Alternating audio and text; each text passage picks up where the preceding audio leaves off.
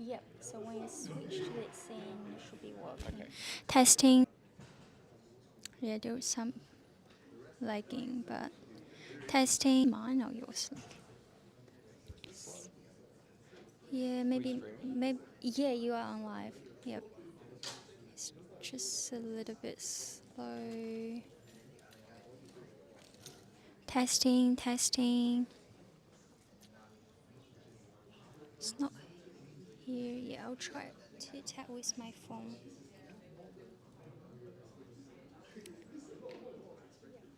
Okay, yeah, I can hear. That's Cool. perfect. Sweet. Testing, testing. Ooh, scary. Testing. It's so scary.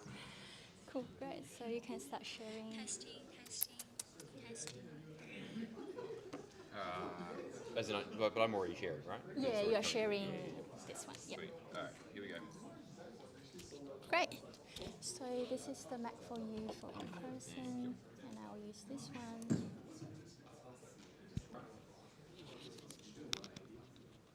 Great. Welcome everyone to week 8. Have you seen me? No. I'm Yu Chia. Who is this person here? So I'm Yu Chia. I'm a senior lecturer here at the School of Computer Science and Engineering. So I'm a software engineer by training. So I had my PhD in software engineering. I'm doing research in software engineering, and all my teaching is about software engineering. So everything about me is about software engineering. So that's why I'm here. So I'm one of the 3 lecturers for COMP1531 this term, and you will be seeing me starting from this week for the next 3 weeks. Yeah, how was your last 7 weeks? Good? Oh, a lot of pressure for me. Cool. I'll do my best to have you engaged, feel excited about software engineering and about the course and everything. Okay, the most exciting things for today, and the first part of my part of lecturing, we are having an industry guest lecture here, Nick, and he's a software engineer from Atlassian, and he's also a founder of a software startup. Right, so yay, we are having a real software engineer here in lecture. You also a real software engineer, guys. Yeah, okay, cool. So I'll now hand over to Nick for today's lecture, and you will hear me talking more from like Thursday. Okay, Nick, hand over to you. Thank you very much for that introduction, Yu Chao. So you guys have had 2 other people talking in front of you for all the other lectures this term, is that right? Okay, cool, solid. Yeah, my name is Nick, nice to meet you all. I am a former student of UNSW. I was here from 2020 to 2023, and 1531 was my first course as a student, so it's like my favorite course, basically. I taught it for a number of years. I was a course admin, and then the last kind of 2-ish years been involved as a guest lecturer. We've also done some stuff in the past with Atlassian tools. Those are also in later courses as well, so like if you're keen to use Jira and Confluence, get excited for software engineering workshops or COMP1531, because that's where we partner directly with those guys to give you access to Jira and Confluence, which are the tools we built at Atlassian. I'm not going to talk about that today, because I'm going to talk about what might be my favorite lecture in all of COMP1531 and perhaps some other courses as well. Software design, maintainability, and robustness. I think other versions of this lecture are called designing for maintainability. But in my mind, it's like the most fun lecture to talk about, and certainly one of the more important lectures going forward for you guys in the beginning of your software career. As Yu Chao said, I work at Atlassian. I'm a software engineer. I work on a system called Post Office. Has anyone used any Atlassian things before, like Jira and stuff? Yeah, sweet, a couple. Cool, so you know how it sends you about 8 million emails that you don't need? That's my team. We're the ones, I'm not going and hand delivering them, but I write the code that sends those emails. Yes, we are trying to reduce the amount of emails we send. But I work on a service that at its current point sends about 1.2 billion emails a month. We're going to scale that soon, so I think it'll end up being 2 billion pretty soon. And in addition to that, we send like hundreds of thousands of like little pop-ups that appear on people's screens. They go into Jira, they get a pop-up being like, click on this new feature, blah, blah, blah. That's us. Slack messages, Microsoft Teams messages. You know how most apps like have a little bell in the corner where you see the notifications? That's us too. That gets about 800 million requests a month, I think. Basically, I work on a service that services a lot of traffic, and it's a very high load and high intensity service.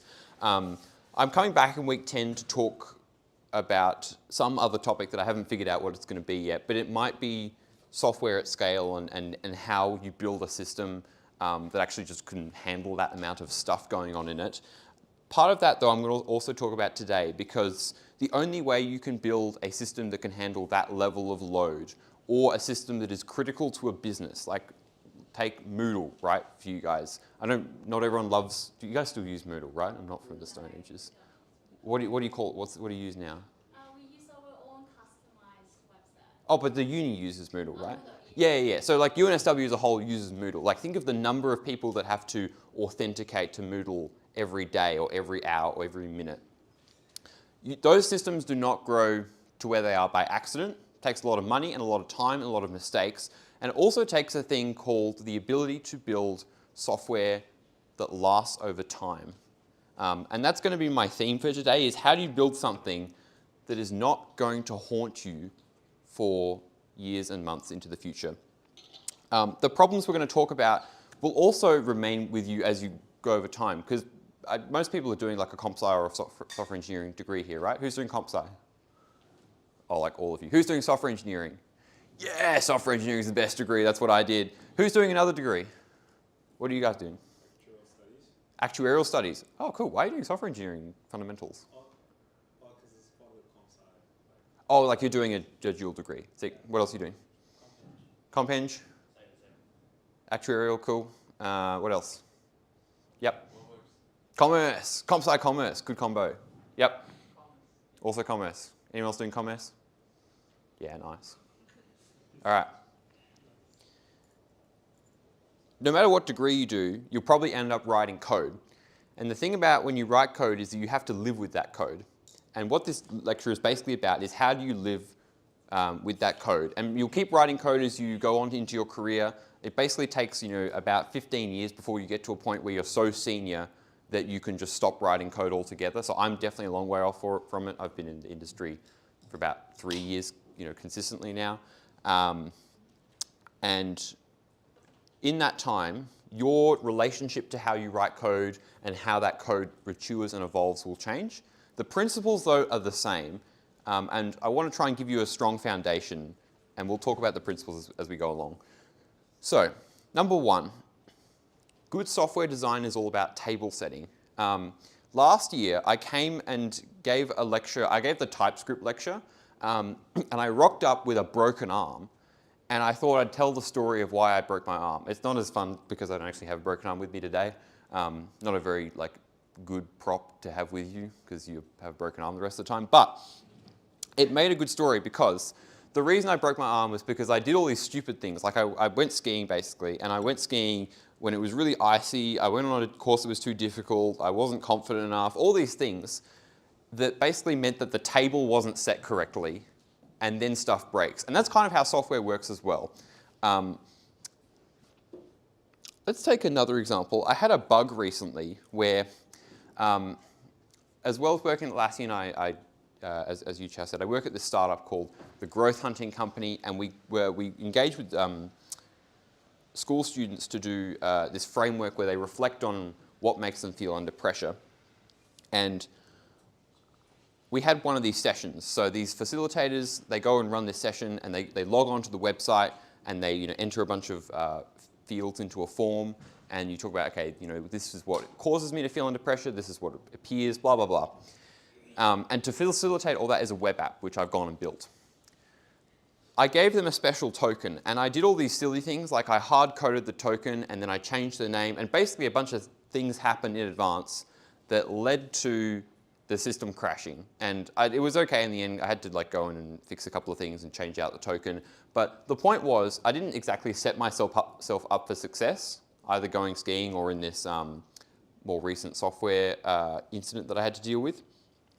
So if you can do things like write your system in TypeScript rather than JavaScript or some other strongly typed programming language, if you can set yourself up for success by writing tests, by doing these other things which you've been learning throughout the term, you've kind of already won. It doesn't mean that your code will be completely bug-free and will never have any problems.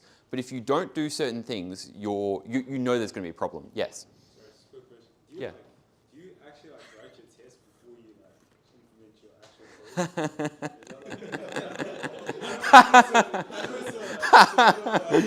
code?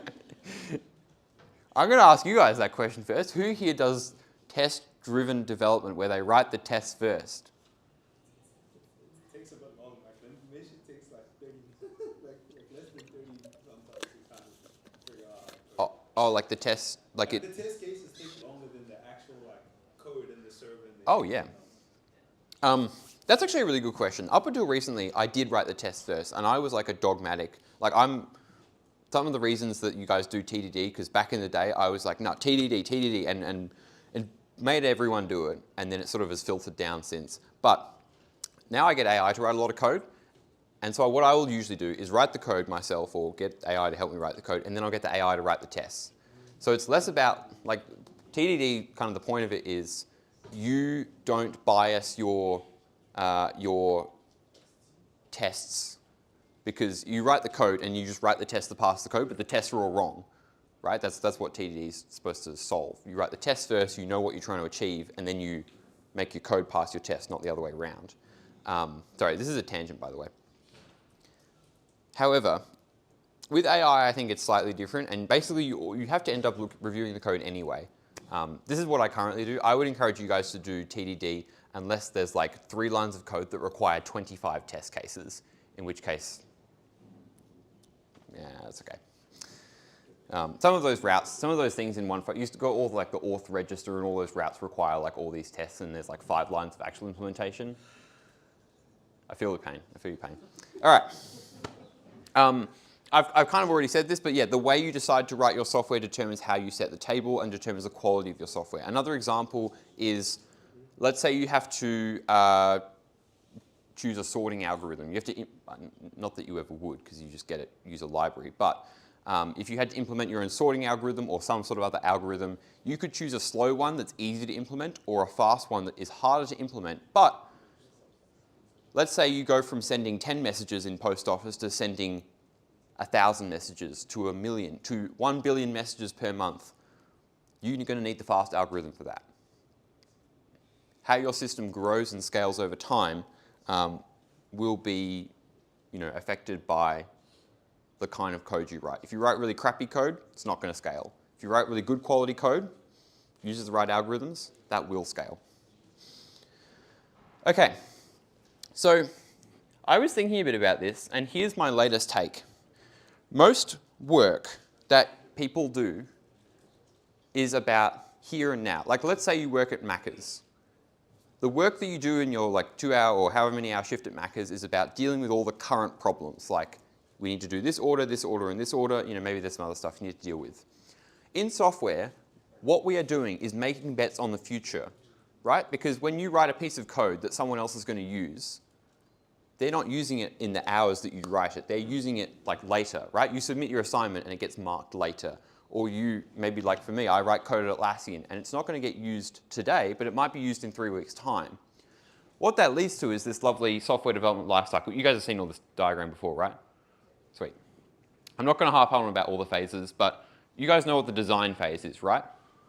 What happens in the design phase? Anyone? Jeez. What happens in the design phase? Yes? Ideation. Yeah, ideation about what? Like how your structure the program should look in a way, and what Yep. input output should be. Like, have enough idea before you get started. Yeah, you have enough of a working model to get started on the development, how you're going to structure the code, What's it going to look like? What sorts of frameworks are you using? What's your tech stack? All these sorts of questions. And design is really, really important to get right because why? Like you said, you have just answered enough questions so that you can get started on the development. What happens if you answer the questions wrong? Sorry? Your output is not what you expected or what your user or your boss expected from you, right? Yeah, exactly. I mean, it's the same thing if you get requirements wrong as well. If you got the requirements wrong, you've gone and built this whole thing that maybe they didn't want it, or you misunderstood the requirements, and so you came back to the client and they were like, hang on, I asked you to make the buttons green, not blue. And you go, but we spent 3,000 hours making the buttons blue. And you just, a little eye twitch. I can't do that. There's a thing, but you get it. So you don't want to essentially waste all this time because you got the design wrong or you got the requirements wrong. And that's very easy to do. And the case in particular is where you've designed it, you've built it, but then you have to maintain it. And when you have to maintain it, you get annoying things like alerts or phone calls at 3 o'clock in the morning. Or in my case, I was getting off a plane when that incident I was talking about before happened, where I fudged up the authentication for this this pressure story that these students were doing. And I got off the plane, I got this call, hey Nick, it's not working, mate. The students, they're getting the blank screen, it's not going well. So I walked out of the airport, sat in the waiting area, immediately got on my laptop, put the hotspot on, and I had to fix it there. Those sorts of things are like, if you got the development right or the design right, then you don't have to make life difficult later. I'm going to talk more about that. But next, there's a concept I want to talk about called brittle software. Who here did year 10 or year 9 chemistry and talked about properties of metals? What's a property of a metal? Anyone? Yes? Luster? Lustrous. Yeah, it's really bright and shiny and it looks cool. Actually, I'll apply that to code as well. Has anyone seen a piece of code and you're like, man, that looks disgusting? Who's like, that's my code. That's my 1531 code. That's auth.ts in our group's project. You're like, oh, you're visibly cringing at it. Who looks at the lecture examples and thinks, there's actually pretty nice code? Or who's seen a piece of code that kind of looks nice? Yeah, maybe? What's a piece of code that you've seen that looks nice? Maybe like when I first started 2020, we were doing like recursion, like doing the recursion for like the trees. Yeah, tree recursion. Isn't that code so cool? It's like 3 lines. Number 1, base case. Number 2, recursive case. Number 3, there's like an if statement in between. And that's it. And you're like, that's I can traverse a tree with 8 bajillion rows until I get a, what's it called? Stack Overflow, because you've recurse too much. That's a really, recursion as a concept or as an algorithm is a very scalable, malleable, and it's a good looking piece of software. Anyway, these sorts of properties I like to think of as metaphors for good software. So good software is malleable and it's robust. Malleable software means if you want to suddenly take your software and use it in a slightly different way, like Yushao says, okay guys, we've got iteration 3 coming up. Now you need to add, I don't know, like image up. What do you guys do in iteration 3?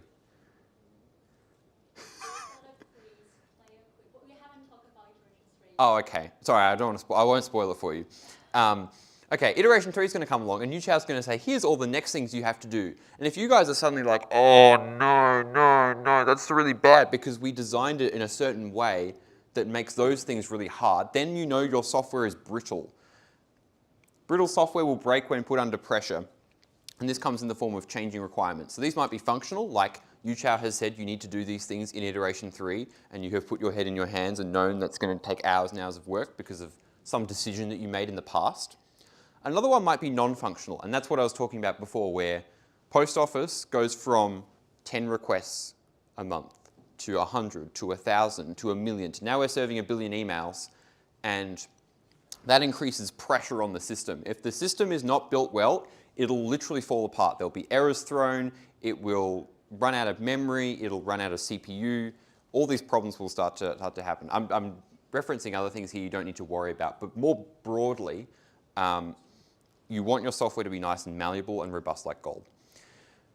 I've kind of alluded to this a little bit, but who here is like, I'm worried about, maybe not worried, but who's not looking forward to iteration 3 because then their code feels like Jenga? Yeah, that's okay, by the way. That's normal. And you'll spend the time refactoring it and doing what you need to. And here's the thing. Most code that people write is like that. Because they get told, here is how you need to build the software. Here's what you need to build for. You go do it, and then they come along and they say, okay, now I want you to do this other thing. Now I want you to make the buttons blue. Oh, we spent all this time making the buttons red. Now we have to go back and change everything. But let's say that's like a really baked up example. But if you were like, okay, well the color's configured in one spot, I only have to change one line of code. That's not Jenga, right? That's a nice malleable piece of software. So it's very easy to build software that is like, put this on, then put this on, then put this on, and then someone says, oh, I'm going to do this thing. They're like, don't touch it. Don't touch it. Because someone presses even the tiniest amount of pressure, it's just not going to go well, right? It's going to fall over, and no one's going to be very happy. Okay, that's enough talking about Jenga for now. Why do we care about these things? Why do we want it to be malleable and robust and maintainable? There's 3 reasons. 2 of them are on this slide. Number 1, there are many unknowns when we build software. You can get told, okay, I need you to build a system that does Kahoot quizzes. And you're like, great, cool. So you go away, you do your iterations 1 and 2, or you do whatever the client asks you to do, and you go build it, and then you come back to them. And then they say, so between when we last met and now, we actually care about AI. AI has become a thing. There's this thing called ChatGPT. Don't know if you've heard of it before.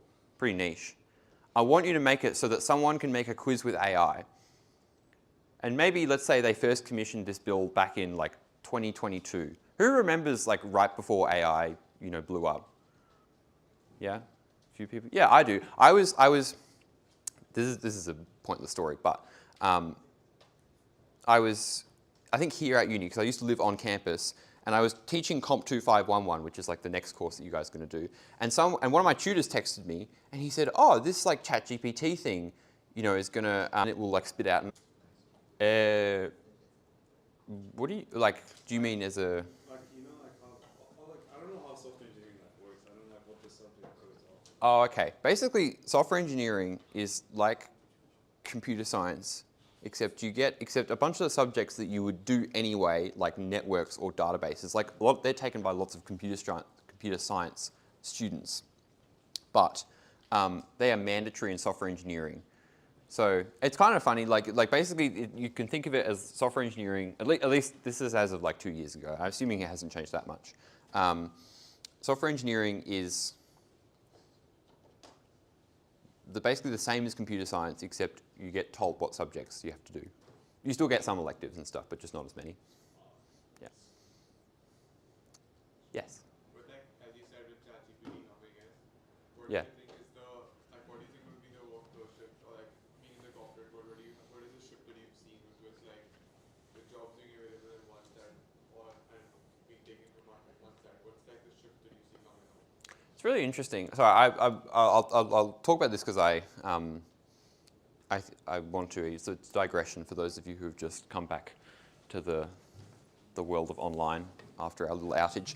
On the weekend, I met a guy who he said he introduced himself and he said, "My job is to use AI to take other people's jobs," and I was like, "That's rough," but I guess here's the thing. If you're a company, like Atlassian as an example, they don't want to use AI to take people's jobs because we have so much work that needs doing that even if you had AI do a good chunk of the job that I do today, there's like 800,000 more things that I could do instead.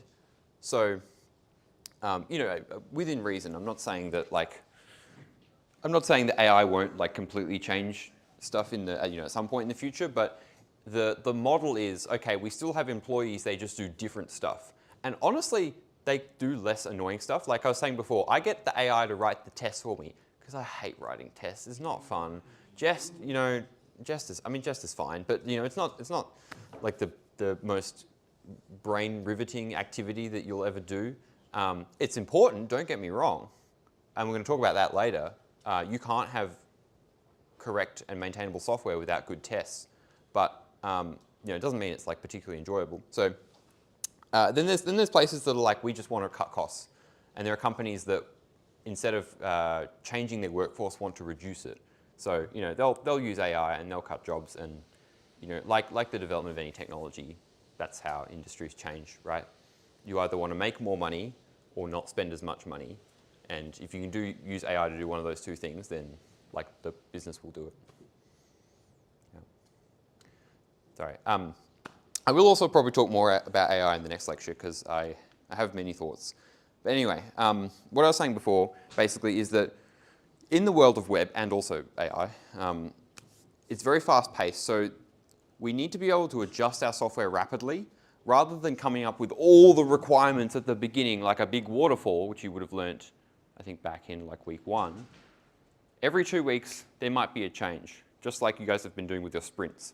So as a result, we need to have our software be nice and, not that one, sorry, nice and malleable, not like this, like this. Okay, the third reason, and this is also related to our good friend artificial intelligence, is that different people will work on the software over time. I have a friend who works at a company that we used to work at the same company together, and we caught up for dinner a little while ago. And he told me about this guy who basically only has he doesn't do very much work. Not my friend, this other guy. This other guy works at this company, and he basically only has a job because he's the only person who understands the system, and it's for printing stuff. Like it's a system that connects to like a big printing press, and it'll print like newspapers in this case. And because of the fact that everyone else has left and no one understands any of the code, this guy's job is the subject matter expert of this printing code. And without it, the business doesn't work. I've kind of given the cat away that it's like a news business. And so news businesses, like even though newspapers aren't as big of a thing, they still print newspapers, right? It's still important. If this guy got hit by a bus, that would not be good for the business.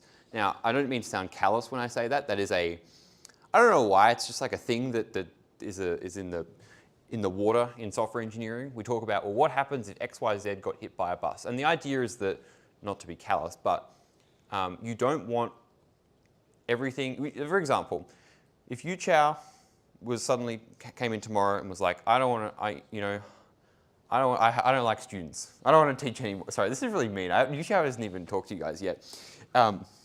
If Yu Chao's like, I don't want to deal with students anymore, and then COMP1531 completely falls apart, that's not good, right, for the business or for the organization, because then you have no one to run the course. It's the same thing for a company. If this person can't do their job anymore, then the business cannot make money, and the business does not like it when it cannot make money. Similarly, like let's say you have a new person join a team. Imagine if someone from one of the other teams, this might have even happened to you, is someone comes and tutor says, okay, they're in your group now, and they have to work with all your code. And they look at your code and they're like, I don't really understand any of this. And you're like, yeah, don't worry, I don't either, mate. So you want your software to be understandable to new people that joins a team. You also want it to be understandable by who? Yes, yourself, but also, or maybe not who, but what?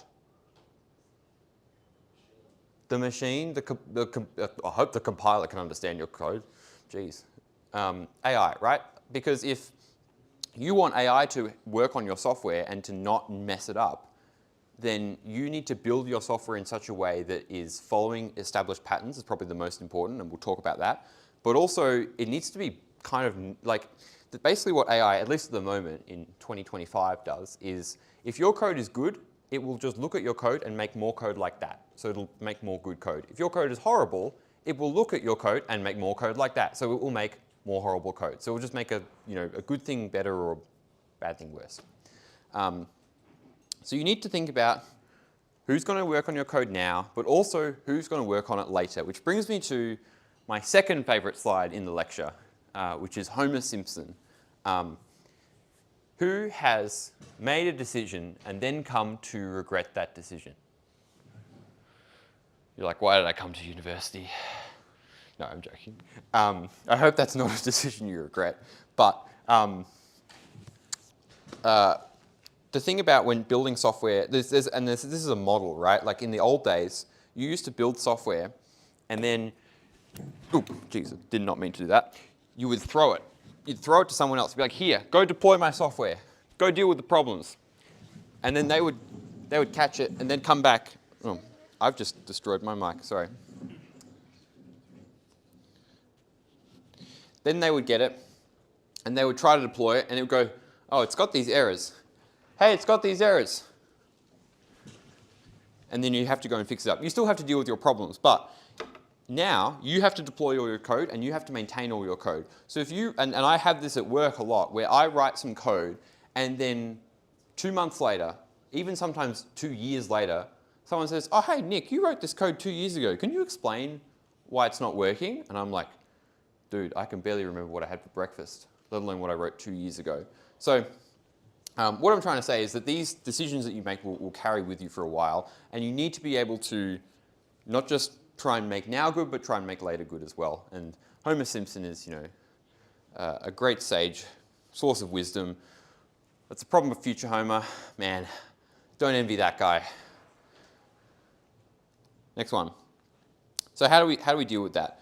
There's a saying from the Navy SEALs that I like to quote a lot. It's called slow is smooth, smooth is fast.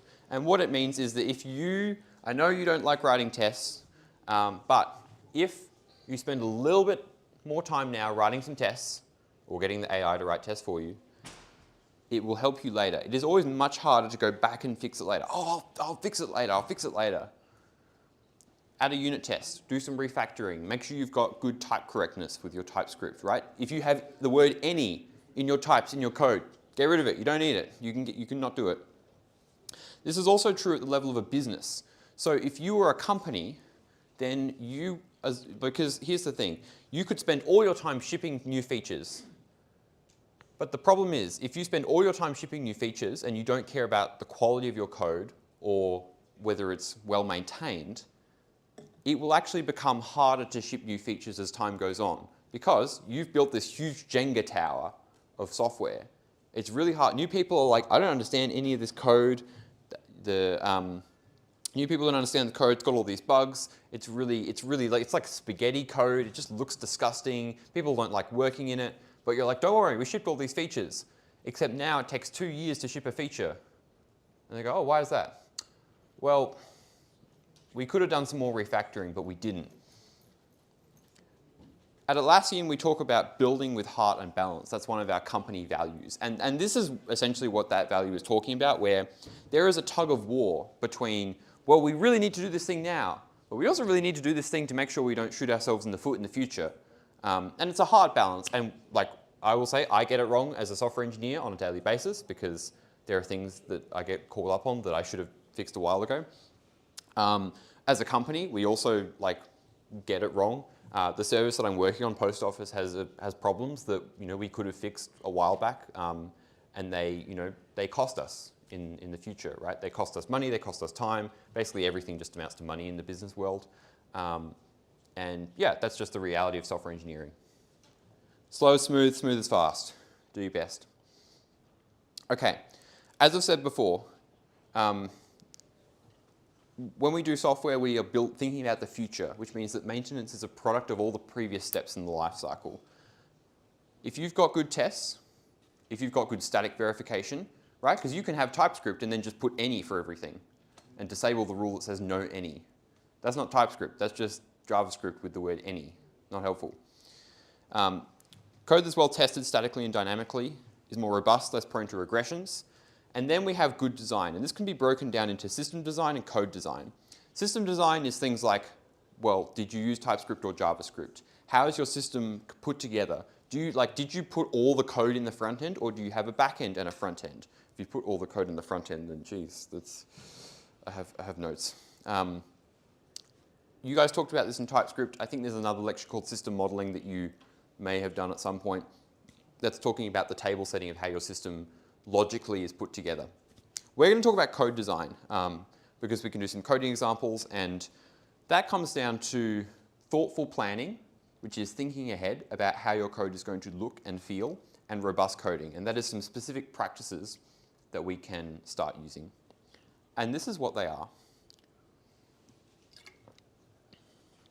Design principles. So lots of people, as I said before, you are going to basically spend the next 20 years with these principles, and many others, don't get me wrong. But these principles form a very sort of core basis of what people think about when it comes to writing robust and maintainable software. So let's start getting familiar with them. Some of these are like idiomatic things that you will see time and time again in both other courses, and then you'll see them as you go on in your software career, unless AI takes all our jobs.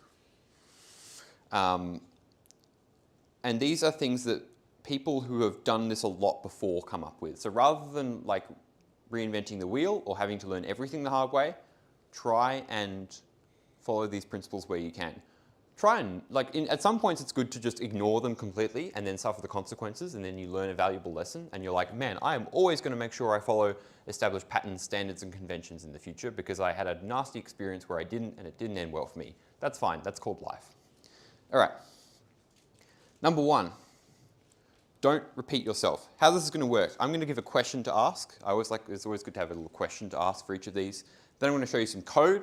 I'm going to ask you what's wrong with it, and then we together are going to make it better, and we're going to talk about this principle.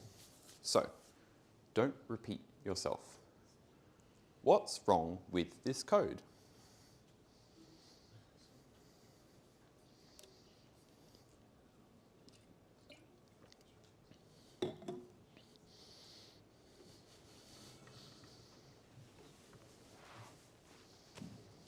Yes?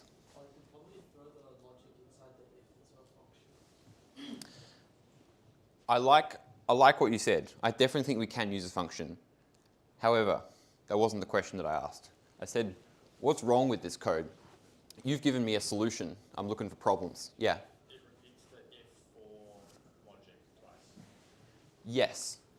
This and this, they're pretty similar. What is another code smell? What is another problem in the code that you can see? You've kind of broadly touched on it. What other things are repeated? Yep. You could define result outside. You're not defining it inside both of them. Yeah, you could. You could have result as a singular thing and extract that. What about these? What are these guys called? There's a special term for them. Magic numbers. Who doesn't know what a magic number is? Okay, so if I asked all of you, you'd perfectly be able to explain what a magic number is? Definitely. In case that's not the case, does someone want to explain it?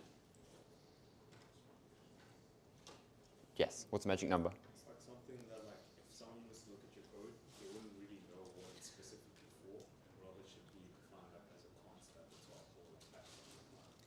Yeah, so in the C world, you do a hash define. It's a number that's kind of floating around the code base, and someone comes along, why is the number 10 here? What does 10 mean? What does 10 signify?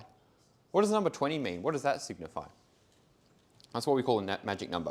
All right, so all of the suggestions you have said are very astute and correct. And so I'm going to go to dry dirty and paste this in here, not the number 20. I'm glad that was on my clipboard and not something else. All right. Copy, paste. Thank you, Apple. Come on. No, I don't want a breakpoint. There we go. Thank you. All right.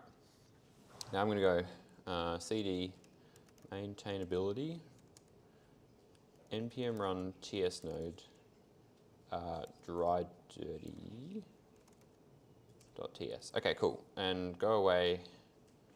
And I think I need to give it the number, let's say like 5. Nope. What am I doing? Arg, if argv.length not equals 3, Am I doing the right thing? npm run ts node uridirty.ts 10. Yeah, cool. So that's what it does currently. It prints out all the powers of 2 from 10 through to 19. Is that right?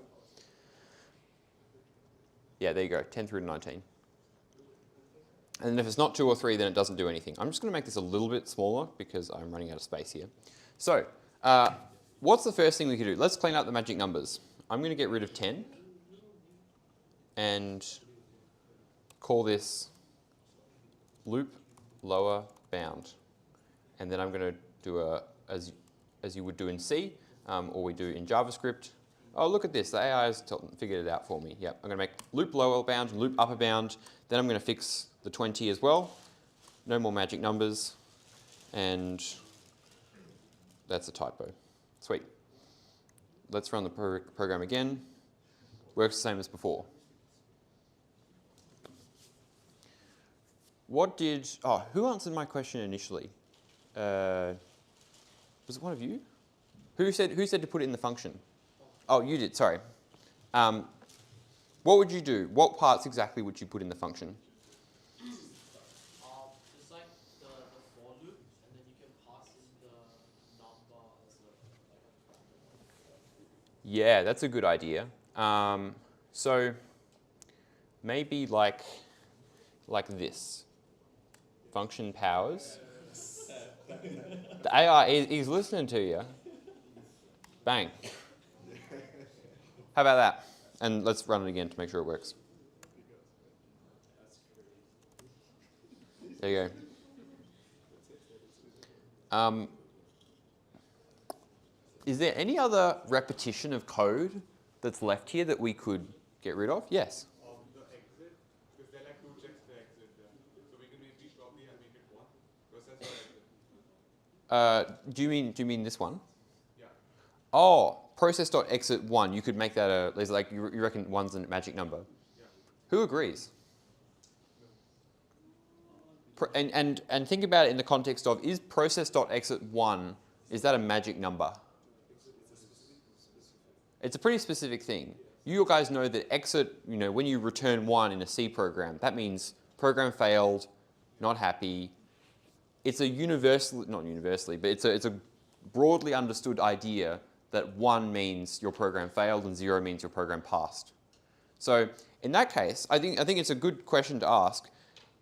It is, and again, we'll come back to this, it's an established standard or convention.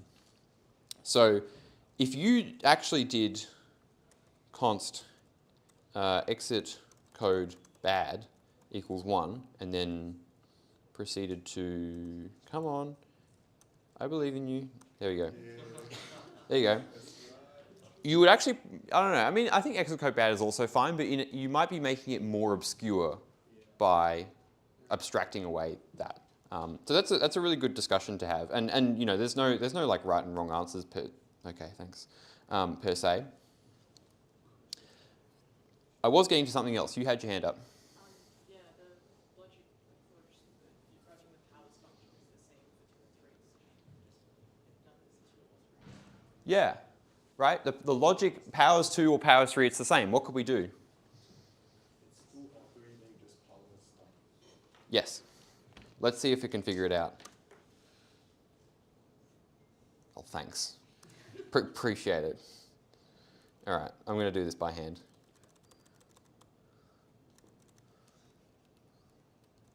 Or num equals 3. Oh, sorry, I'm not writing Python. Powers num. Great. That's it. Try to avoid repeating yourself where possible, but don't be too dogmatic about it.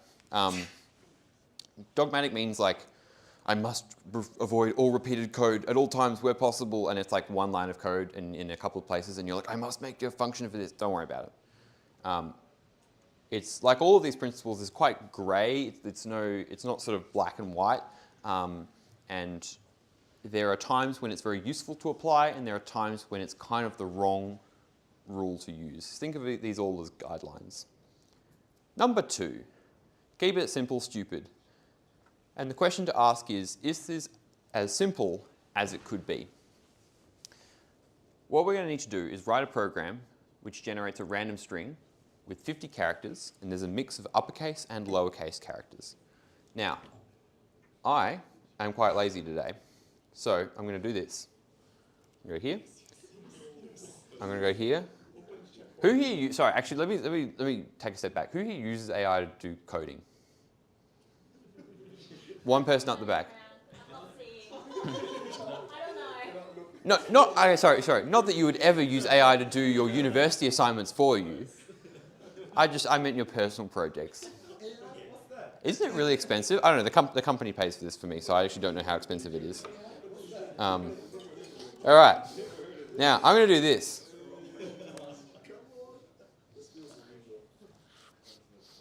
Now, if the AI if the AI is able to predict the answer, then I'm going to be really sad.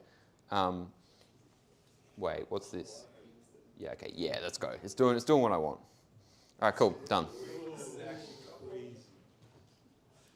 Okay, all right. I was wondering before what I should do next time I'm here. The next lecture I'm going to do, I'm just going to come and build a feature with AI because you guys seem to enjoy it. All right. Here's my function to generate a random string, characters, blah, blah, blah, and then we build up the result. We generate random string. I don't want to export it. Okay, npm run ts node kiss.ts. Random string with 50 characters is that, thank you, that's really helpful. I really needed to know that. There's my random string. What is wrong with the code that the AI has just spat out?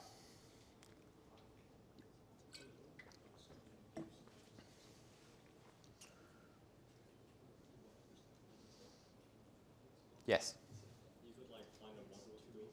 You could find a module to do it for you. What's your name?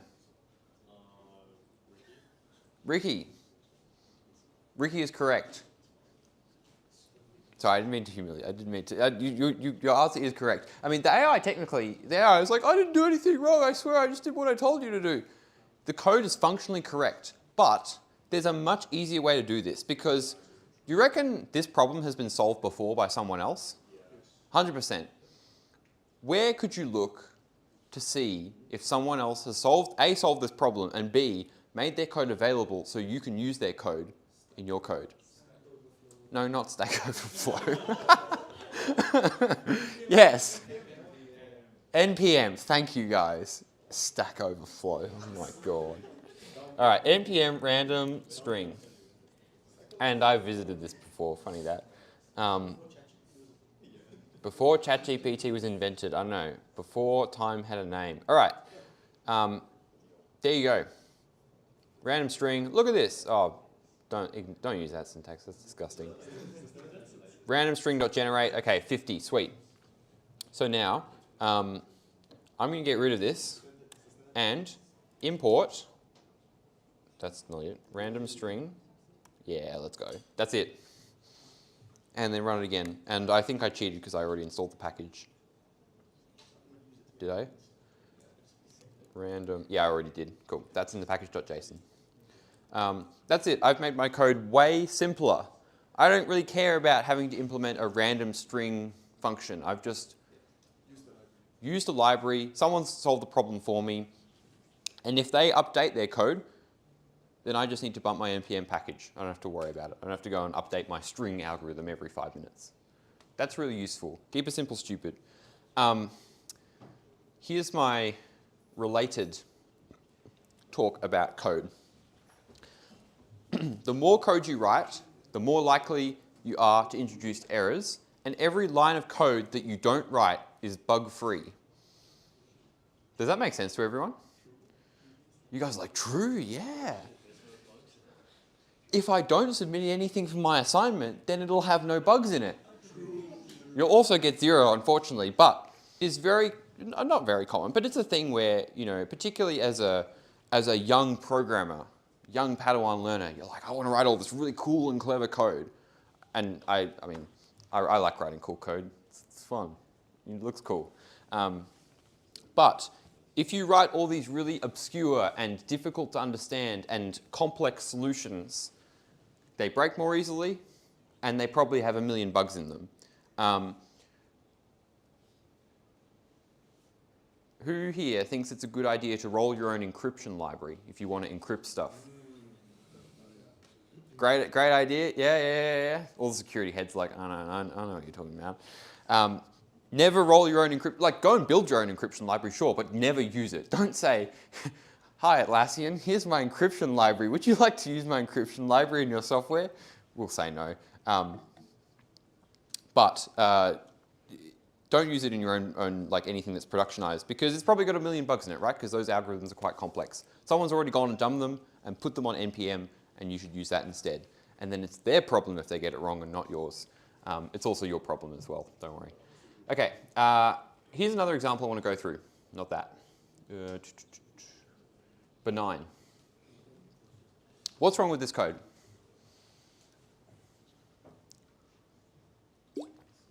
Is this code as simple as it could be?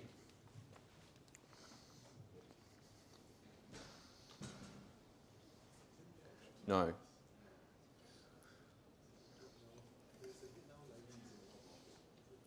Thoughts?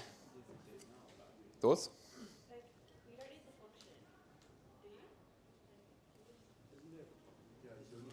You don't need the function. Who thinks that date now is the best thing since sliced bread and they're going to use it in their code? Who thinks that this function is a waste of space? Yeah, you're right. I mean, okay. Again, this function is a waste of space, but if you're like, oh, you know, I new date.to ISO string every time, I'm going to make a function called date now, and everyone's going to use date now in the code, and it's going to be really good, and it's going to be really well documented. Have you saved lines of code with this? No, right? There's one line of code. Made a pretty well understood convention in JavaScript, which is using the date API and the toISO string function that exists on that API that is better documented than any bit of code you could ever write, because there's so much JavaScript out there on the internet that even if someone on the other side of the world, they come and work at your company, they read your code, they're like, yeah, I know what date.toISO string means. Because JavaScript is, JavaScript is JavaScript. There's a billion versions of it out there, but a lot of things are roughly the same. So all you've kind of done is made what we call a benign abstraction. And that is a code smell where this function doesn't really need to exist. And that is a code smell where this function doesn't really need to exist. You've just kind of made it less readable.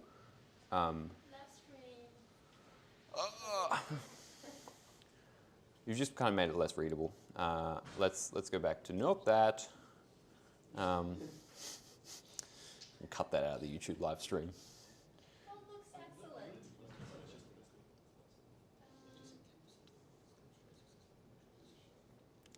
I'm going to get rid of that.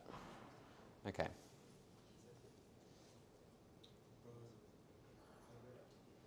Is that back now? Let's wait for about 10 seconds. Why does it? Okay. Why is it still stuck on the old slide? Oh, you need to drag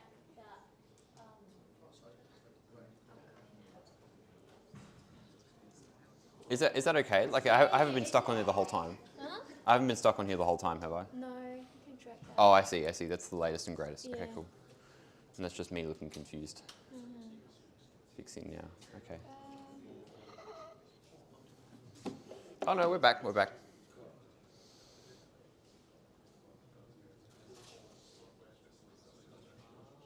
Shall we take a break? Or you I'm almost done, and then we'll take a break. Okay. I want to finish this rule. Okay. So we all good? Seems like Clear code is better than clever code. And as we've kind of talked about a couple of times, someone who is not you should be able to come along. Your tutor should be able to put someone from another 1531 group into your project group. Hi guys, Nick's going to be joining your group today. Good luck. And Nick will perfectly understand all of your code. That's the ideal solution. Here's another one. Let's say you're sick. You've got a bit of brain fog. Not really feeling 100%. you should be able to understand your code even if you're sick. Clear code is good. Now, have I missed a slide? No, that's in the next one. All right, let's take a break, and then we're going to get to you ain't gonna need it. And we'll come back at, what's the time? We'll come back at 3:10.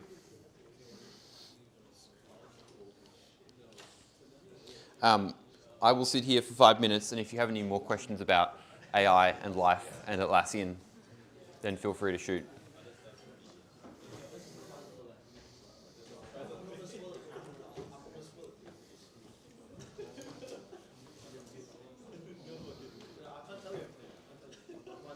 Thanks for coming, Ricky. Oh, okay. Question about like the one-line function. Oh, yeah, yeah. Isn't it better to have the function anyways? Because like if you made like an error, and then you kept using it, like you only need to fix it one place. It depends on the function. So it's like, let's with the dry stuff. Like, you've only got to fix the function in one place, that's good. But if it's only like 1 or 2 lines of code that are, how to describe it, that is not really like, you're not really changing that much anyway, then I see what you mean. But it's basically a trade-off. Like, you're essentially trading off the fact that, okay, maybe you have to go and update, let's say that API changes, it becomes, let's say it becomes ISO string 2, and then you have to update that in a bunch of places. Whereas, but then the trade-off is, that's probably not going to change, and so it's all like, what's the most appropriate thing to do in that case? Does that make sense? Yeah, I guess so. Okay. Thanks for coming. Just Hello. a quick announcement. My friend's birthday today. Can we sing a song for Oh, 100%. Come on. Wait, is it actually his birthday? Yeah, it is. I swear it is. Oh my Okay, God. okay. Well, have you got permission from Yuchao? I'll go ask him. Okay. I don't want to get in trouble.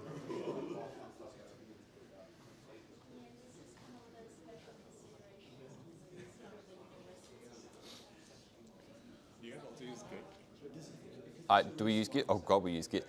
Everyone uses Git. Some big companies use like a better version of Git that's more scalable. Git's just cooks me. It's I can like code, but I can't use Git. if you learn how to use Git, you will like succeed in life. It's one thing you've got to get right, unless AI does work with Git. Sorry? It does not work well in SSH. Really? Yeah. Because every time I put git launch Yeah. in, it just freezes. Oh, issue. okay. That sounds like the server just doesn't like having to deal with Git. It's really important because it basically means, like you guys learned, right? Every time you make a branch, like everything I do is pull requests, like merge requests for you guys, branches, commits, like all that stuff is how we do work at Atlassian. When I was doing iteration 2, Yeah. I created my code in like 1.5 hours, and then I went to Yeah. my cricket training. Because my teammates tested, I'm adding something to the code. Yeah. Getting a piece of code. Yeah. I was like, okay, I'll come back and submit. Yeah. I come back, I was like, okay, let me just update my code. I did all the tests and all the tests, everything passed, all 3 tests passed. Yeah. Then I come back, I do git pull. Git pull, check out. everything breaks. Everything breaks, and I was like, what? Yeah. And then I fix it again. Yeah. And then again I try to git pull, and then again everything breaks. It's hard for you guys as well because you're all working in such close proximity, and that's quite tightly coupled, which we'll talk about. But you essentially have to get really good at like being like, okay, you're going to work on this bit, I'm going to work on this bit, Plus and my updation was like so bad. oh, My like code was not getting updated. correctly. yeah, okay, So I had to like send my friend the code to add his let's go! yeah. All right, you got permission? Okay. Hello. Alright, just a quick one. Sorry, can I get everyone's attention? So good afternoon. Attention please, we have a very special boy sitting in our class today. See at the front, that's Dave, wearing the black jacket. Can we look at Dave, please? Right, and today is his birthday, and it would really mean so much to him if we sang him a birthday song. Alright, so could we sing? His name is Dave, by the way. Okay, so can we sing 1, 2, 3? Happy birthday to you. Happy birthday to you. Happy birthday, dear Dave. Happy birthday to you. Hip hip. Hip hip. Hip hip. Yeah.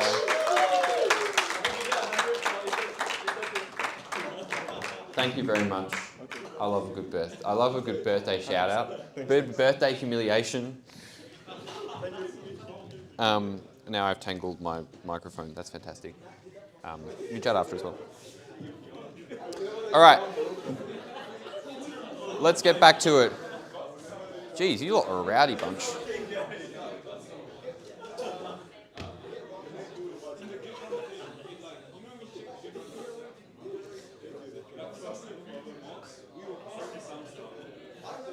All right, let us continue. You ain't going to need it. We kind of just talked about that with the function that was a waste of space. A good question to ask is this over-designed or is this under-designed? Have I overcooked it or have I undercooked it? Because I know you guys love talking about cooking things. The problem is, if you over-design things, you have all these very complex abstractions for very trivial changes, right? We literally just saw that. We had an entire function for what was one line of code. Only write the code that you know you will need. And a good way to do this is called top-down programming or pyramid programming. And that's where you start with a problem, and maybe that problem is quite difficult or quite complex. But you think, that's okay, because I did 1511 and 8 million other engineering courses if you did software engineering. And they told us, if you've got a big problem, what do? Break it down into sub-problems. Yep, I'm seeing the break it down gesture. Okay, I've got a problem, I've broken it down to a series of functions. The problem was very, very hard to start with, and now I have a series of functions, but they're still very hard. What do I do with those functions? Break them down true. Break them down to. I swear I can speak. Break them down to. And then what you end up with is kind of something that looks a bit like a C program, a pyramid, or a tree, as we were talking about before if you've done recursion. So what we're going to do is we're going to write a function that takes in a latitude and a longitude and calculates the time taken to get to the nearest city. So we're going to go here, back to the IDE, and I'm going to write this one by hand. No AI today. Get rid of that. Nope. Get rid of that. Never mind. My controls are not working. Here's my function. Get distance. Let's do that, sure. Nope, go away. All right, sorry. Is it get distance or get time? Time to nearest city. So first, I'm going to get the distance. And it's spoiling everything for me. Okay. And I'm going to have a function called getDistance. Now, this function has not been implemented yet, and that is key. I don't really care at this point how getDistance works. I don't really need to know about it. All I'm thinking about is the highest possible level of abstraction, which is, okay, well, to get the time to the nearest city, I need the distance and I need the speed. And year 10 physics, time equals distance over speed, t equals s on v, and so you divide like that. Now, you think, cool, I'm done, I can go home. Not yet. I need to actually implement these functions. So I'm going to implement the function getDistance, and sure, let's do that. Cursor now remembers the file history, so because I did this before, it's like I know what you're doing, but that's fine. You get my point. We'll take the current latitude and longitude, nearest lat, nearest long, and then do a math.square root. Just do a, like a Pythagoras to get the actual distance between those 2 points. I'm going to change this. We're going to drive at 110 because you can do that in New South Wales. And then time to nearest city will be distance over speed. Let's actually do this. Console.log that, sure. npm run ts node distance.ts. The time is 0. Am I silly?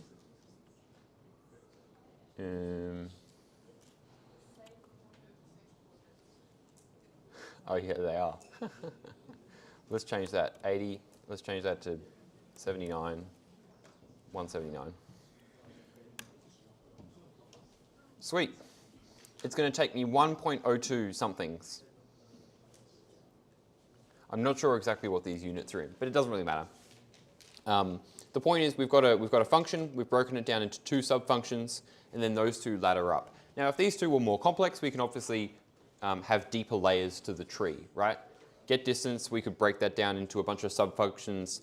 Those sub-functions can be broken down further, and eventually you get to the bottom of the tree, and you get these quite simple functions. There may be, 1, 2, 5, 10 lines of code. If they're more than 10 lines of code, maybe you want to consider splitting them up, right? A good function is about 10 lines of code. That's, all the attention span that we have these days is, no, I'm joking. That's what they've been saying since the 60s. Because it's generally conceptually easy to read, and it's just generally easy to reason about. Once you get more than, a certain number of lines of code, it becomes harder for our mental model to be able to say, okay, well, this will happen, then this will happen, and then it's harder to sort of think about all the permutations. And that makes the code more complex and more easy to introduce bugs by mistake. All right. This is another of maybe my third favorite slide. This is a little model that applies to not just programming, but many things in life. Who has come across this diagram before? Several people. The Dunning-Kruger effect, who can explain it?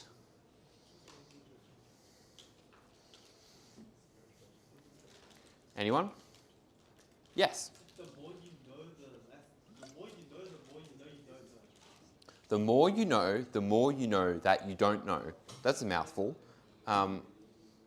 What does the graph actually mean? Or sorry, the chart. The graph is something else in computer science.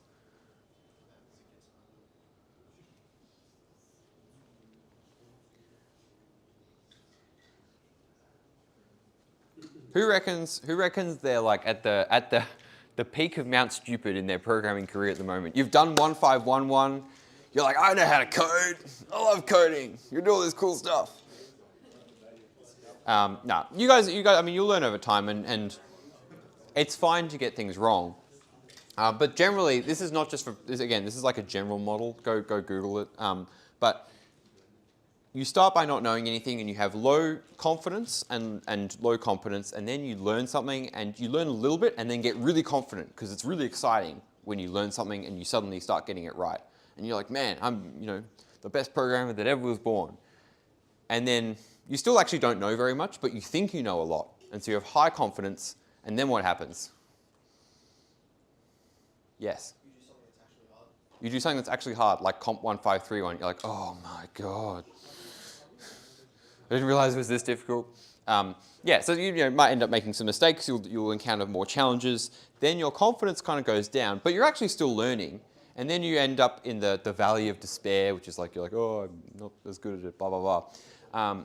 And you go up the slope of enlightenment where you're essentially how good you are and how good you think you are correspond. Because at the beginning, you don't know how much you don't know, as you rightly said to begin with.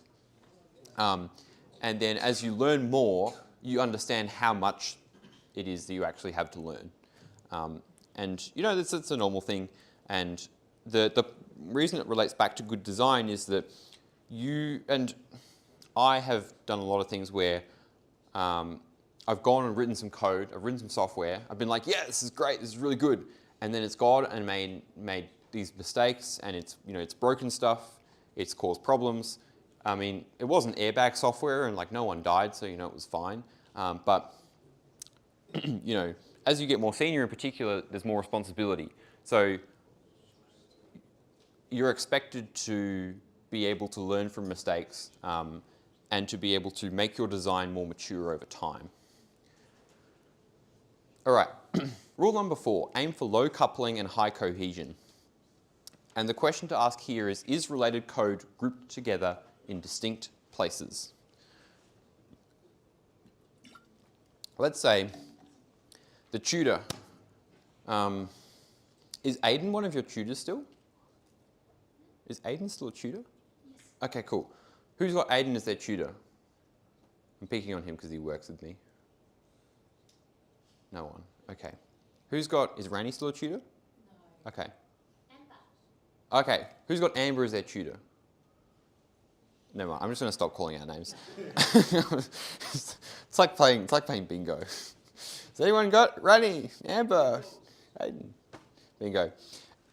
They say to you, okay, that you've got a new member of your group, and to make your team's code easier to read, we're going to put, and they're like, we're going to make all the code easier to read, and we're going to put it all in one file. Who thinks that's a really great idea? Who thinks that they're going to ask their tutor not to have this person put in their group? Sorry, guys. It's a bit mean. What's the problem with having all the code in a single file? If you got asked to do that today, what do you think would happen to your 1531 project? Yes? Because it's going to be a really, really, really long file. You're not going to know where everything is, and like trying to find that specific implementation, like whatever feature you want is going to be a trip. It's going to be really, really annoying to find stuff, right? Because you've got this massive file. Sorry, I'm just repeating what you said for the online. You've got this massive file, and oh, I want to find this. I've got to scroll, scroll, scroll, scroll, scroll, scroll. Yes? Yeah, debugging it's going to be a pain. You've got to jump around between all these different points. Who kind of took some time to get used to the fact they had to deal with lots of files for their project? A few of you, right? It's like a change. 1511, it's like, here's like one file. Sweet, happy days. Now you guys have what, 20, 50?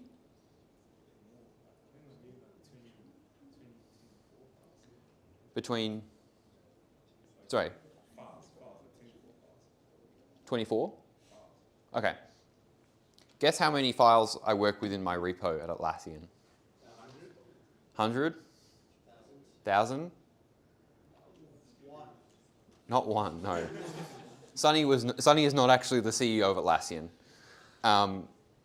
I'd say we have about 10,000. And that is like millions of lines of code. I'm going to give you a little peek because I have it here. This is called the Atlassian front-end monorepo. A monorepo is like, let's take a bunch of stuff and put it all in one Git repository. It's like you guys have one repo called like project backend or something for your project. This is one Git repo. And it just looks the same as all the other code, but there's a lot of stuff going on in here. Anyway, so that is not going to work. We're not going to have one file, though I like the suggestion. Okay, here's another question. Sunny's like, all right. We won't put it all in one file, but let's make it so it's easier to read like this. We're going to put all the functions for auth in their own files, and we're going to have auth1.ts, auth2.ts, auth3.ts, and then get this. It'll be really, really easy to find stuff because if you want to look up a function, you just read it like a book. Page 1, page 2, page 3. What do you guys think about that? Yes? It's like if a book had pages for each page number instead of pages for each chapter. Pages, but it does have pages. It has page numbers for each page. Sorry. Like in the table of contents. Oh, yeah. It'll be like, well, I mean, some chapters do have. It's like chapter 1. It doesn't say what the chapters are. No, as in like page 1 is in page 1, page 2 is in page 2. Yes. I kind of get what you're saying. Anyway, it doesn't really make sense. Can anyone explain why? Why this wouldn't be a good idea? Yeah, why wouldn't you do this? Because then you're only using like half a page per file. Like, there's no point. Like, that's just like too much. Oh, that's true. You only have one function in the file. It's not a good use of the file. Yeah. You don't know like where like anything actually is, right? Like if you want to look for one specific function, you have to look through like every single file, right? Because you don't know where the function actually is. Exactly. It makes it very hard to build a mental model of the code. And this relates to concepts that we talk about called coupling and cohesion. Both of these scenarios. So coupling is the extent to which software modules rely on each other. I'm not going to talk about these too much because this is covered in a lot of depth in the next course that you guys are going to do called COMP1531. But basically, if you change one area of the code, what is the chance that you are going to have to then change other areas of the code? My mate Ricky, who was here before, who answered the question, came up and asked me about the benign example we were talking about, and said, okay, one of the good things about having the function is that if you use the function everywhere in the code base, if that code breaks, you only have to change it once. That's a good thing about using functions. And that is an indication of what we call low coupling or loose coupling. It's impossible to have zero coupling because then you don't have software. Think about it like this. In your 1531 project, your API layer, that's all the express routes, that is coupled to what's called the application layer, which is all like your auth functions, the actual functions themselves. And that is coupled to the persistence layer, which is like your JSON file, right? It's a JSON file still. Yeah. But if you had, let's say you had the API routes talking directly to the JSON file, do you think that would work well?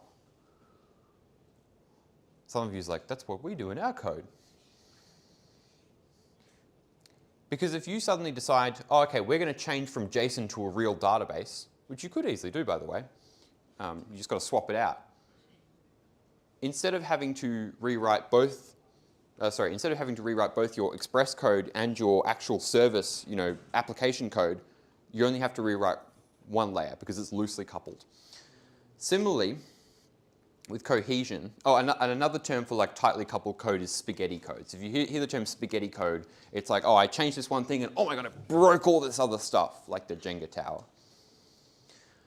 Cohesion is the extent to which related code is grouped together. So for the second example, it's like you don't really want the auth files to be spread out because you want all the auth spot in one place.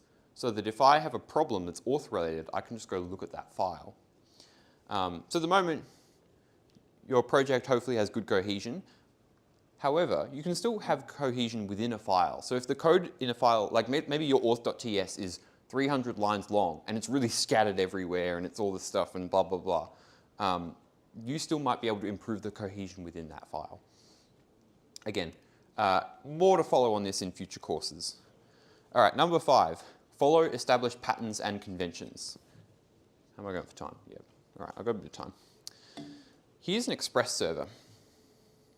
Not that. 25T2? Yeah, here we go. Here's an Express server.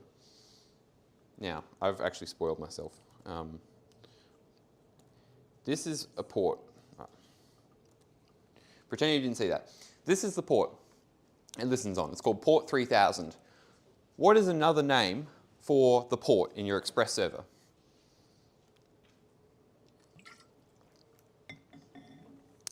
Anyone?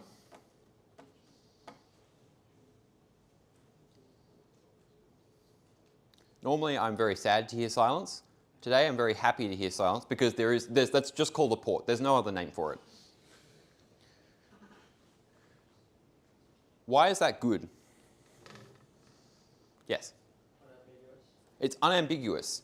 If I say, my server is running on port 3000, you're not like, huh?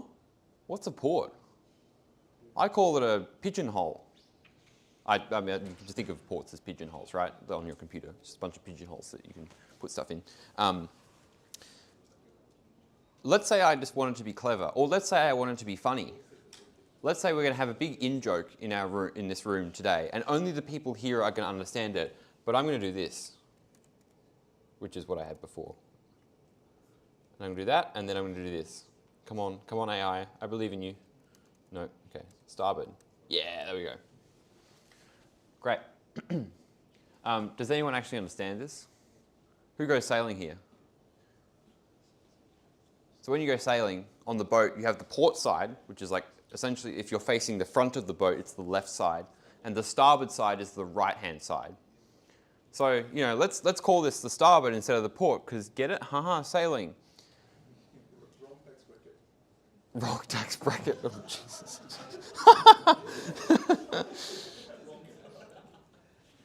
Okay, I'm gonna keep going past that one. Now I've lost my train of thought. There's some things that age well and some things that don't age well in code. Do you think this joke's going to age well? Not really. Because someone's new comes back to the code, you come back to the code in 5 weeks' time. Why is this called starboard? and I do this all the time at work, by the way, not call stuff starboard, but I do this all the time. Oh, you guys know what git blame is?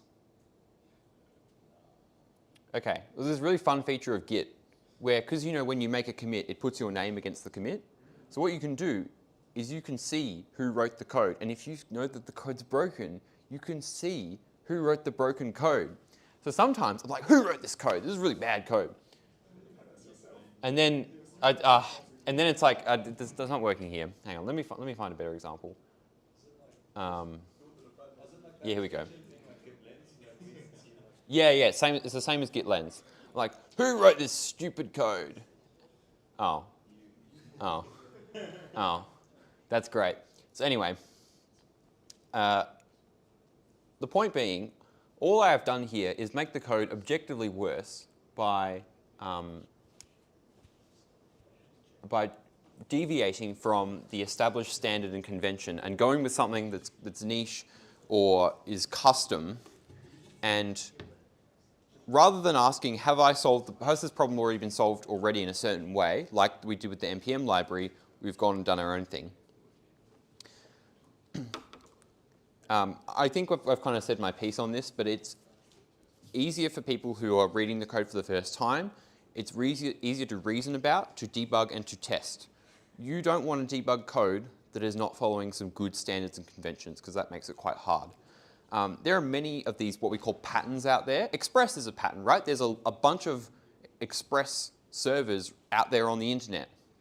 And if you go work on one, you'll be like, oh, I know Express. We did that in 1531. And in fact, there's a bunch of things like Jest, like ESLint. Like, do you guys use Prettier? No? You use ESLint though, right? Like coverage. TypeScript as well. That's a programming pattern. Another one that I really like is package.json. You guys now know what a package.json is because you've done this course. If you come and work at Atlassian in that Atlassian front-end monorepo that I was showing you before, you may not be able to understand all of the code, but you can at least go, oh, there's a package.json. And all of them kind of look the same. There's the name, there's some scripts, and there's the dependencies, and then there's a bunch of other stuff as well. So just by following that standard, it makes the code, you've implicitly communicated a bunch of stuff. All right, that's established standards and conventions. All right, number 6. I have a slightly disgusting story with this, this example, so bear with me. What's wrong with this code?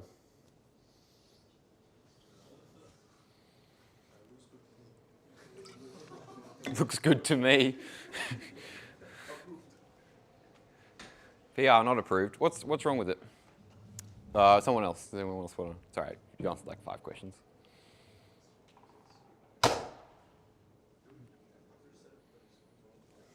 Oh, yes.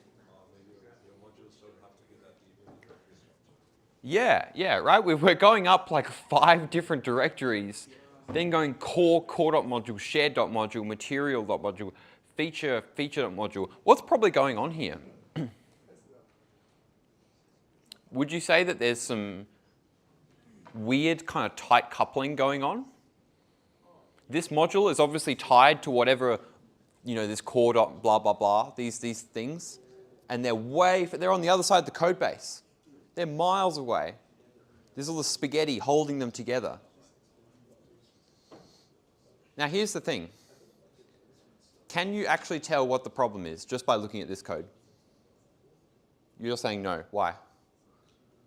No context? There's no context, yeah. You kind of need to dig a bit deeper. And here's my story. So I used to live over there somewhere at Philip Baxter College. Any college students here? Yeah, which college are you from? Oh, New College. No, New College is great too. All the colleges are great. But I will always hold the Kensington colleges in my heart because that's where I lived. And I was in I think my 3rd year, and I had my room, and I started getting these fruit flies. And I didn't know they were fruit flies for a while. I just thought they were flies. And so I thought, oh, this is weird. Okay, cool. So I went down to the IGA Gate 2 and bought a can of the fly spray. I went back to my room and saw the flies and went, okay, you guys are going down. Kill all the flies. Sweet. gone. Anyway, then I came back the next week, and the flies had returned. So, well, that's weird. Luckily, I still had half a can of fly spray left. So, all right, they're dead now. Gone. Next week, guess what? Flies came back. So I went and bought another can, did it again. Then they came back the following week. And at this point, I was like, okay, this is weird. I keep killing these flies, but they keep coming back. So I went to the people at the college and I said, oh, I've got these flies in my room. Can you help me get rid of them? Oh, yeah, sure. I went out one day to work or to teach or something. And I came back and the flies were gone, but there was a note on my fridge saying, you know, we got rid of the flies, but you know, make sure you don't have any food in your room. I thought, okay, it's weird. Don't think I have any food. Anyway, one more week went by. Guess what happened? They came back. And at this point, I was like, come on, what's going on? And I had a look at the flies. At the moment, most of them were kind of, you know, let's say like the room's yay big. Most of them were in this area. And I'd kind of been concentrating on this area. And then I started to look, and they kind of went upwards. And then they went that way. And then they went to this, this shelf, which was sitting right above my bed. And there was some stuff on the shelf. And you know how like shelves work, right? You put stuff on there and you leave it and you usually don't touch it for like 6 months or more. I, in my eternal wisdom, had bought some potatoes at the beginning of the year. And not understanding how food works at that point in my life, thought, okay, I'm going to leave these potatoes in my college room. And then, of course, what do you do when you put it on the shelf? You forget about it. So they'd been sitting there for 6 months. And I didn't realize this until I went up to my bed and stood on my bed and was greeted with the most disgusting smell known to mankind from these potatoes that had been sitting there. They'd sprouted, they'd festered. And of course, the fruit flies were like, yeah, time for a feast. And the smell was so disgusting. And I was like, oh my God, I shouldn't have left these potatoes here. So I picked the bag up, holding my nose. And then the bag was so disgusting that I dropped it and it landed in the bin and it broke my favorite mug along the way. And I even had the guts to look inside the bag, and I even took a photo. And then that photo came up on, you know when Google is like, here's the photos from 2 years ago. It came up the other day. I was, I don't need this, don't need that memory. Anyway, the moral of the story is, number one, do not store food in your college room if you're a young man. Or anyone, but like you're probably likely to do it more likely if you're a young man, I guess. Don't store food in your college room for 6 months. Throw the potatoes out. Don't store food. But also, find the root cause. There are fruit of the poisonous tree where sometimes you'll see a problem, and that is a problem, and maybe you'll fix the problem in isolation, but you haven't, as you said, looked at the broader context, because maybe you could fix that problem, but then another one comes up, and then you're just playing whack-a-mole like I was with the flies. The way you do that is by asking why. Well, why did this happen? Why are the flies here? Why did this happen? Why have we got all this really weird coupling between the modules? Right? Instead of moving these into the same directory, maybe you're just like exacerbating the problem, because these will probably import some other thing. So instead of just moving these files here, you're like, done. That was easy. Now you've just moved the problem rather than actually fixing it. So ask why, find the root cause, and figure out the root of the poisonous tree, or in this case, the poisonous potatoes, because I wouldn't have eaten those. I've just basically said everything that's on this slide. What you will have is you will have code smells or design smells that will smell like those potatoes, disgusting, and then they will have the actual problems, and those two are not always the same thing. All right, that's my disgusting story. The last principle is to reduce state where possible. What's wrong with this code?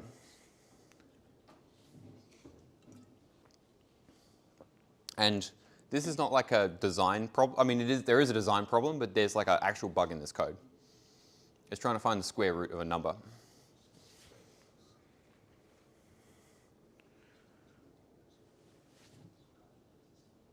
Whoop. I had a hand there. I feel like the while loop condition seems wrong. Sorry, say that again. I'm not sure about this, but the while loop condition seems wrong. I think the while loop condition is fine. Yes. Doesn't have a return the answer. Yeah, where's the return statement gone? Who's like, oh, lol. Now that's just a bug that I happen to have. The reason we have these sorts of bugs is because we write code imperatively. Does anyone know what, oh, sorry, yeah. It doesn't iterate answer either. Well, not iterate, it doesn't increment. Increment. No, but it's mutating answer in the body of the loop. Yeah, I think. I think the main one is we forgot to return it. And does anyone know what imperative programming is or what it means to write code imperatively? Ooh. Yeah? It has state, yes. What's the state here?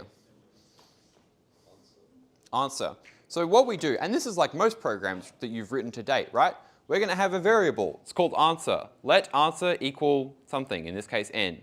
Then we're going to do a bunch of stuff to that variable. And we're going to follow a cookbook. Do this, do this, do this, do this, do this. And then eventually, if we remember to, we'll return the answer. Let's actually fix this in our code. State.ts. There you go.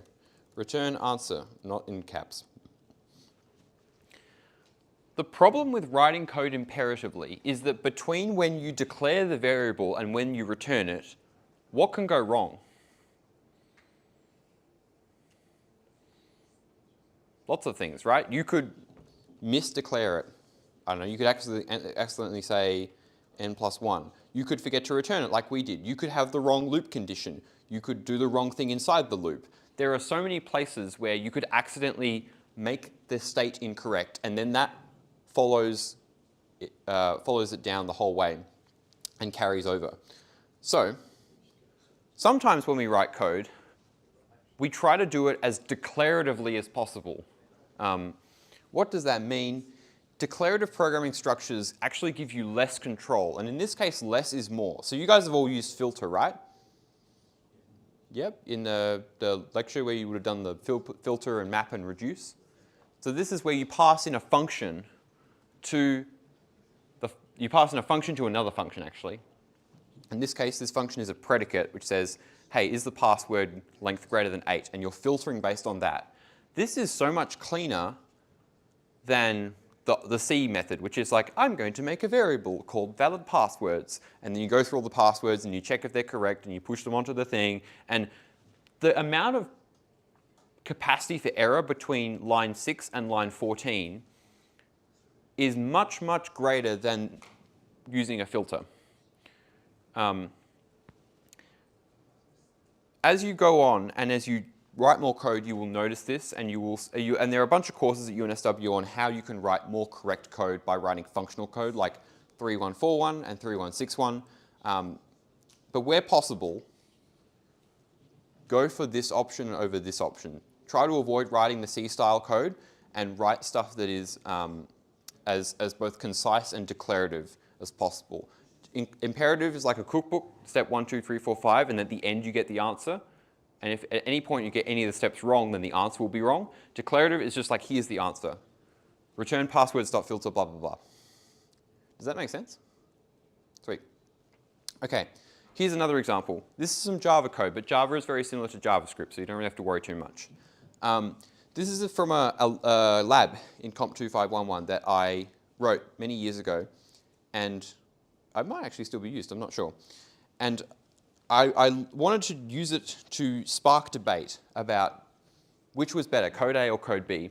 And at the time, I was like, well, either answer is correct. Each one has got, good bits and bad bits about it. And then I went to Atlassian, and I learnt that actually there is a correct answer based on trying to reduce state where possible. Which one is it? B. Why is it B?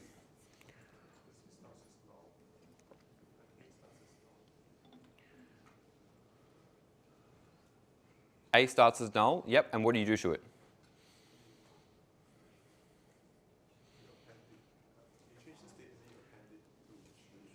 Yeah, so you get a variable and then you mutate it and then append it to the list. Whereas in B, you just put it straight on the list. It's harder to see with these smaller examples, but as you write more code and certainly have longer functions, the number of points where you can accidentally introduce bugs is much greater when you write code like in A than in B. Because in A, all the stuff that can go wrong between this line and this line. All right, this is the last slide, so you can take a breath in a second. I want to talk about refactoring. Refactoring, who's done some refactoring before, by the way? Who does when I was at uni, I would do this thing where I write all the code and then in the last day before the assignment's due, I refactor it. Who does that? Add the helper functions, make the files look nice, add all the comments. The tutor's gonna love this. I've put so much time into this code. When you did the refactoring, who accidentally broke the tests when they were refactoring? Everyone. That happens a lot. You lost marks because you... No, because like it would make me submit like an hour. Oh, okay. So I guess you got a trade-off between the late and the failing tests. What would happen if you didn't have tests? You wouldn't know. Or I mean, you might know because you might run it manually. But imagine having to run it manually every time you do a refactor. That's pretty annoying, right? How good are tests? Man, I love writing tests. It's the best thing since sliced bread.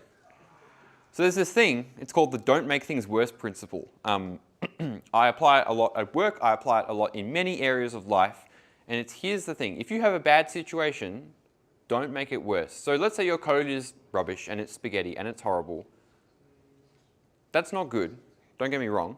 You probably do want to refactor it, but if you refactor it and don't have good enough tests, or you do a shoddy job, then you may make the situation worse, because it doesn't matter, even though it was badly structured before, at least it was working.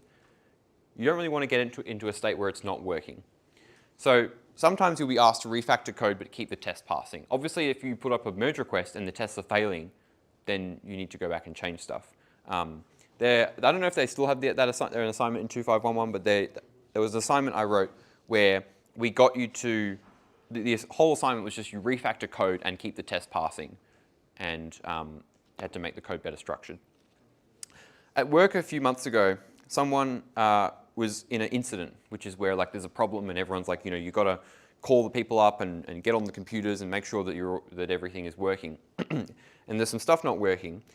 And the guy who was on call said, I know what I'm going to do. I'm going to put in a pull request or a merge request and not run any of the tests. Not going to run any tests, not going to run any linting, not going to run anything, because the fix needs to get out. What's the problem with that? In a big Atlassian system where there's 10,000 files of code. Yeah. Yeah, you could, if in your rush to try and fix the problem, introduce a whole host of other problems. And by saying, I'm not going to run tests or TypeScript or type checking or linting or anything, all those lovely checks that we've done to make sure our code works, bye-bye. Doesn't matter. Anyway, luckily, I was like, wait. What do you mean you're not going to run any of the checks beforehand? Oh, yeah, we're going to fix it. You're going to make things worse by doing that? No. You sure about that? And then the senior engineer came in and was like, yeah, Nick's right. You can't do that. So don't make things worse principle. And on that note, thank you very much for listening. That's everything I have to say today.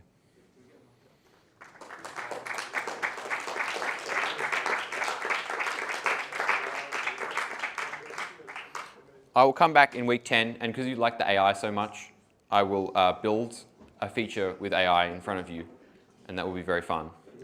And I'll also talk about how interviews and how to work at Atlassian. And I will also bring merch, and I actually will bring it this time. I didn't bring it this time. So please come in week 10. Thank you. Great. Thank you again, Nick. Thank you.